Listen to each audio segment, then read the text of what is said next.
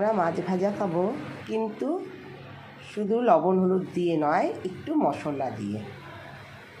তার জন্য প্রথমে লবণ দিয়ে দিচ্ছি আর হলুদ দিয়ে ভালো করে ভাতটাকে মাখিয়ে নিচ্ছি।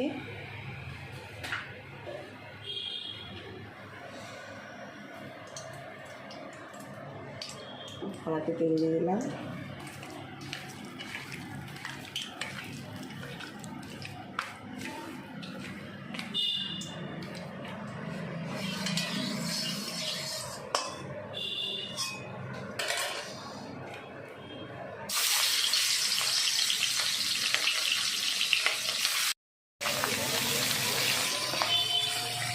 ভাজা হয়ে গেছে, তার মধ্যে পেঁয়াজ বাটা, লবণ, হলুদ আর লঙ্কার গুঁড়ো দিয়ে ভালো করে মেখে নেব। মেখে আবার আরেকবার কম আঁচে ভেজে নেব।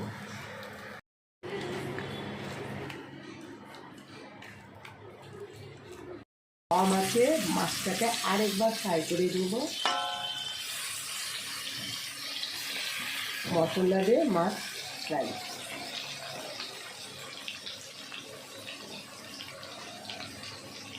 আর একটা চেরা কাঁচা লঙ্কা দিয়ে দেব।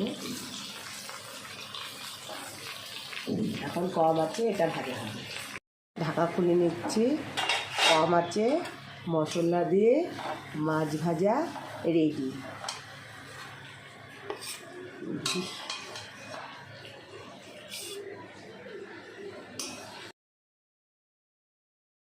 গরম ভাত সঙ্গে মশলা দিয়ে মাছ ভাজা।